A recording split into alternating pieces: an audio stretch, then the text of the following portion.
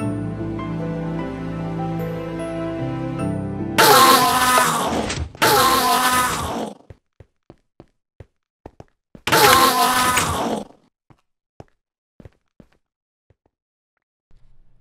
everyone, this is Mumbo and welcome back to another Redstone video, and in this one we're going to be taking a look at, of course, the Armour stand jump scare device. Now before we begin, I just want to mention that I do apologise for that starting sequence there. I'm sorry if you filled your pants a little bit, because I do understand that these Armour stand jump scare devices are surprisingly effective. First off, we have got the lava one, then we have got the one that flies out of the floor, and then finally we have got the one that flies down from the ceiling, and we're going to be looking at all of those in today's video, so let's crack on. Now the best thing about all of the designs featured in today's video is they are all incredibly simple. As you can see here, most of the designs consist of a few bits of redstone, maybe one or two repeaters, and a piston and a slime block. That's pretty much everything.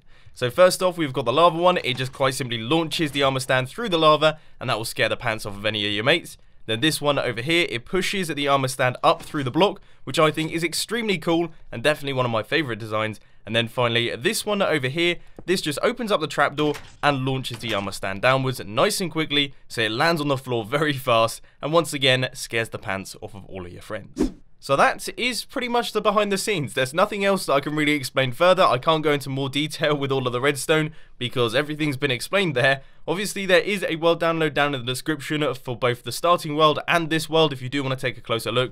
But now, I guess it's time to crack on with the tutorial, and I'll show you how to build each one of them. Now, I'm going to be honest with you guys, all of these designs are so simple that they don't really require a block by block tutorial. So instead, what I'm going to do is I'm going to show you roughly how to build them and explain how they work, and then show you how to set them up. So first off, this one, all you have to do is power this piston right here. I've chosen to do that using redstone and repeaters, but you can do that however you like. And then all you have to do is place your armor stand down by right clicking through the lava, and that is everything set up. So now if you were to power it, you can see that that's all working fine.